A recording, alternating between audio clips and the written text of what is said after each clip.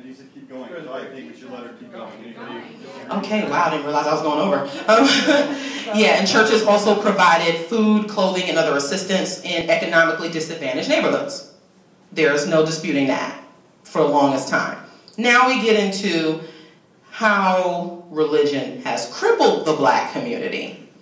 Because for all the work that it has done, it has also played, nowadays especially, with all of the, the advancements in the world today, it's now a detrimental factor. It reinforces, forced indoctrination. You have to believe in this being, or else you're going to hell, or you're betraying your family, or you're betraying your race. You also have the fear, codependency. Unfortunately, a lot of black folks. For all the black people that received the higher education, you had so many that did not. So of course they had to lean on these teachings in order to quote unquote get them through life. Hypocrisy. There's very much a lot of that in the black community, especially when it comes to these preachers who live these lavish lifestyles and encourage their parishioners to support them in spite of them not having much for themselves. Gullibility. Unfortunately, because we kind of suffer from a savior's complex, we're always looking for the next leader to lead us through things. People have a tendency to be tricked into whatever someone who calls himself a leader tells them.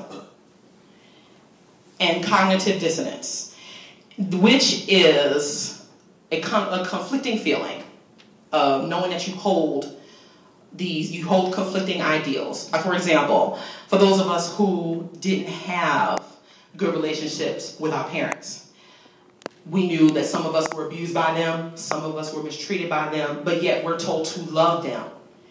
And you feel guilty for wanting to love, wanting to receive this love and continuing to treat people good when they treated you bad. And of course, that's conflicting for anyone. And religion, unfortunately, with the whole honor thy mother and father dynamic, tends to reinforce that, which has been very detrimental to us. These are some lyrics from a very popular song in the black community, We've Come This Far by Faith.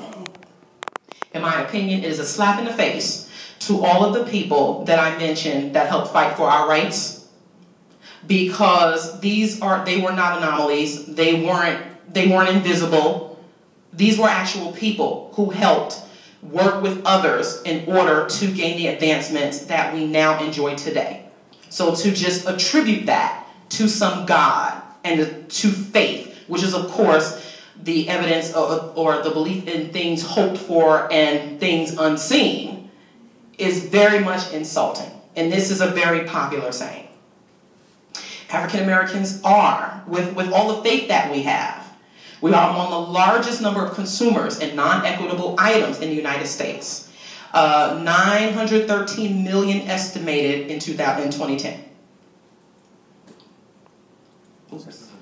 We are among the highest in U.S. prison populations. And as we know, most prisoners are Christian. Least likely to seek treatment for mental illness and other medical ailments.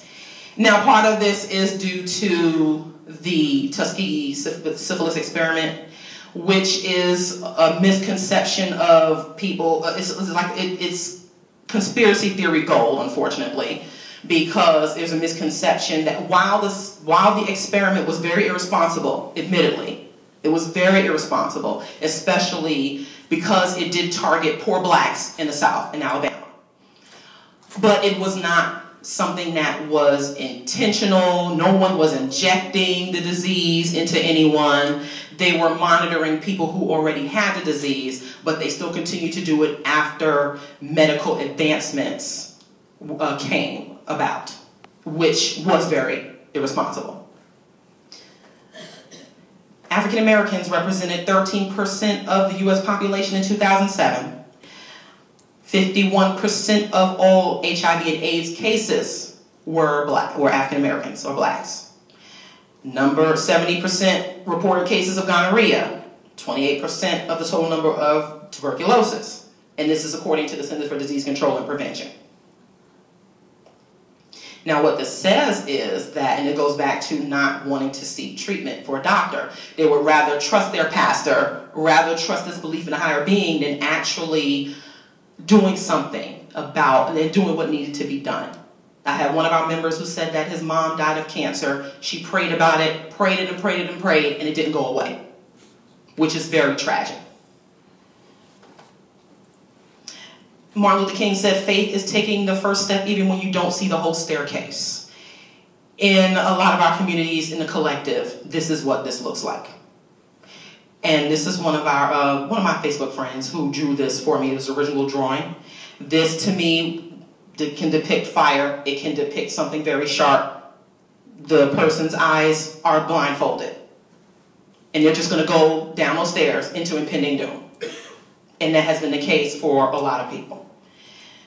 Blind faith has led people to follow Jim Jones, who suffered tragic consequences like this. And this is the Jonestown tragedy of 1978. I don't know if anyone here was personally affected by that, but whenever I see that documentary, it turns my stomach.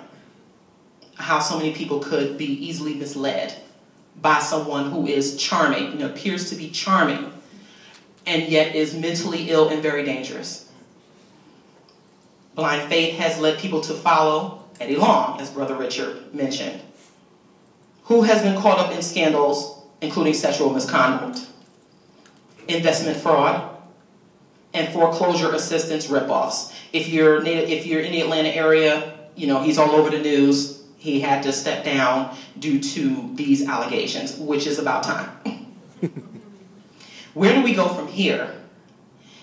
Support groups like Black Nonbelievers, headed by myself. We are incorporated in the state of Georgia. We are seeking our 501c3 status.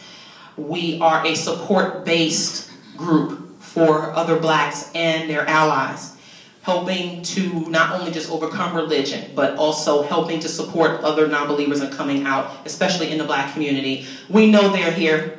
We know that we have to help them come out. And this is how, by being out. Support Black Atheists of America with Diana Watson. I know that the Richard Dawkins Foundation does support them. They have a Science Cube program where they help to donate supplies geared towards science to inner city communities where it's needed, where science is undervalued, critical thinking is undervalued. It's very much needed. Support African Americans for Humanism with Debbie Goddard. She is under the Center for Inquiry up in New York. Their mission is similar to ours, to try to help more Blacks come out, try to establish more groups in other cities, and also working with partners like American Atheists and Freedom from Religion Foundation. And also Black Skeptics, which is based out of LA with Sakibu Hutchinson.